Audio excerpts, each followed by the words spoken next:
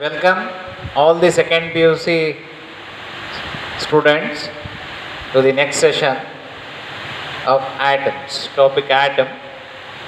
So in the previous sessions, we have seen Bohr atomic model. It is based on Bohr postulates, the very important one.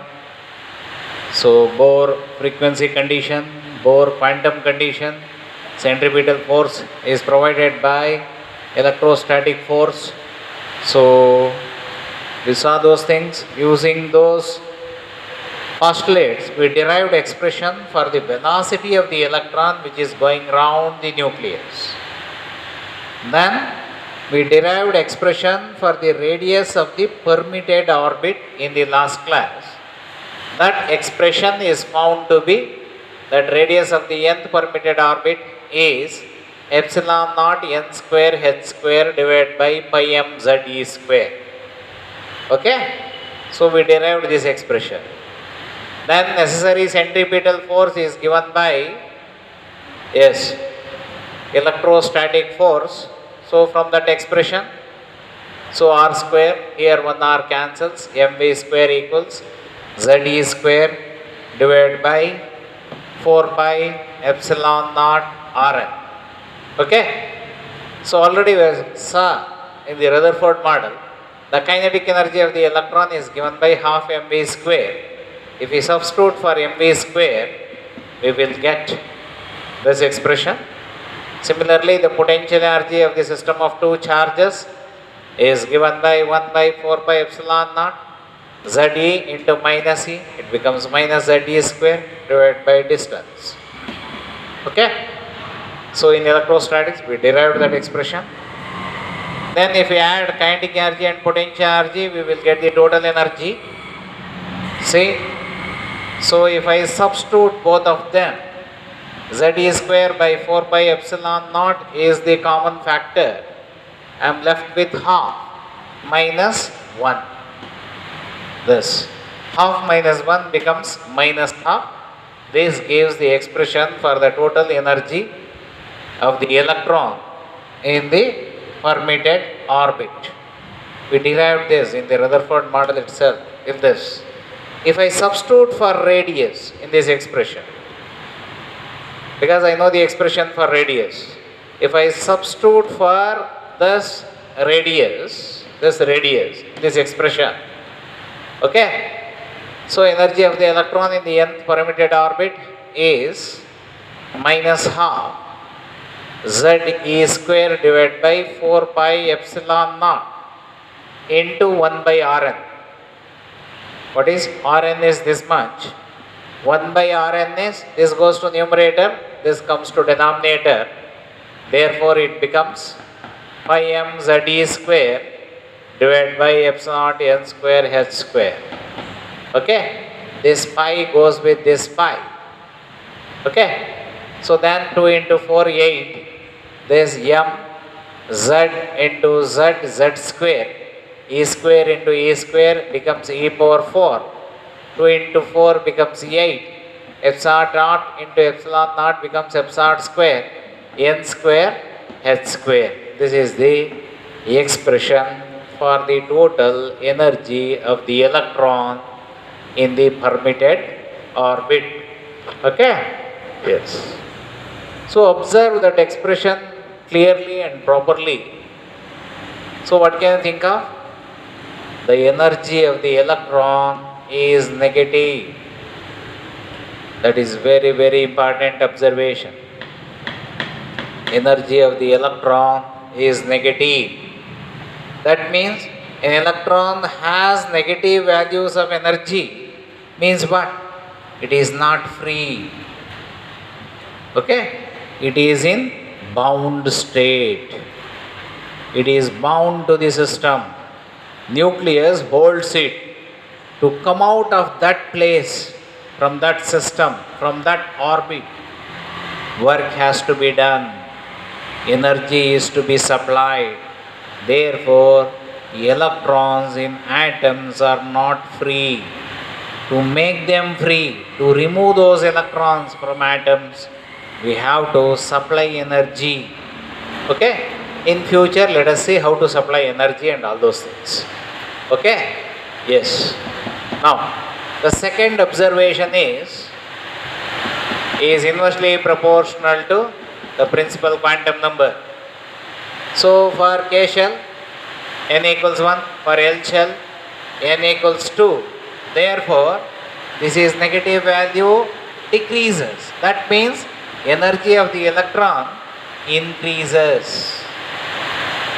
That means electrons which lie in the inner orbits have least energy, electrons in the outer orbits have more energy, still more energy, that is energy of the electrons in orbits, different orbits increases as we move away from the nucleus. So this is the second observation we should make. Okay? So now using the expression for the energy of the electron, let us derive expression for the frequency and wavelength of the radiation emitted. Okay? So suppose if this is the high energy orbit, if this is the low energy orbit, when an electron jumps from high energy orbit to low energy orbit, the difference in energy is emitted as radiation. So that is Bohr frequency condition. Okay? Yes. So therefore, according to Bohr frequency condition, okay. So according to Bohr frequency condition, when an electron jumps from a high energy orbit to low energy orbit, the difference in energy is emitted as a radiation or a photon. So therefore, h nu equals En2. If I substitute for En2, that is N2, minus En1, that is N1. All these things are same except N1 and N2. So if I take out these things as common factor, so I am left with minus into minus plus 1 by N1 square minus 1 by N2 square. If I shift this Planck's constant to the denominator, this h square becomes h cube. This gives the expression for the frequency of the radiation emitted. So if they ask the derive expression for the frequency of the radiation, so you can stop here only. But we know that frequency of the electromagnetic radiation is given by c by lambda. C means speed of light in vacuum, lambda means wavelength, v is equal to f lambda. From that, frequency equals ratio of speed to wavelength gives frequency. In first PUC itself we know that. Okay? So now if I substitute for frequency as c by lambda, I will, so the same thing, I have rearranged the terms and all these things. Then if I shift c to the denominator, I will get 1 by lambda equals, this is 1 by lambda. So c goes to denominator, m e to the power of 4, 8 epsilon square h cube into c into z square into 1 by n1 square minus 1 by n2 square. Okay? So this gives 1 by lambda equals, so all these things are constant, m, e, 8, epsilon, h cube, h, c are all constants. So we shall call all the constants as r, that is nothing but 1 by n1 square minus 1 by n2 square. This gives the expression for the wavelength. Okay? This one gives this equation gives frequency.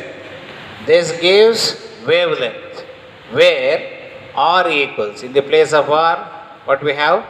m e to the power of 4, 8 epsilon square, h cube c.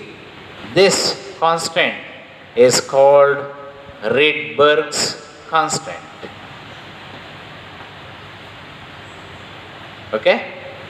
So this is a constant, constant into constant. If you multiply and divide, so all those constants, we will get a constant. That constant is called Rydberg's constant. Okay. So this gives expression for the wavelength of the radiation emitted in terms of Rydberg constant. This gives the expression for Rydberg's constant. Okay. So we know that the reciprocal of the wavelength is called wave number, that is denoted as nu bar. This nu means frequency. Nu bar means wave number. Reciprocal of the wavelength of the radiation is called wave number.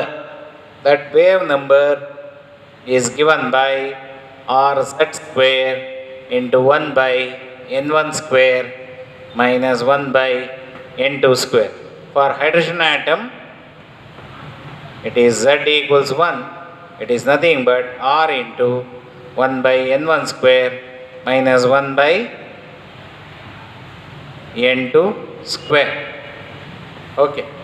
So this gives expression for the wave number of the radiation emitted when when electron jumps from high energy orbit to low energy orbit.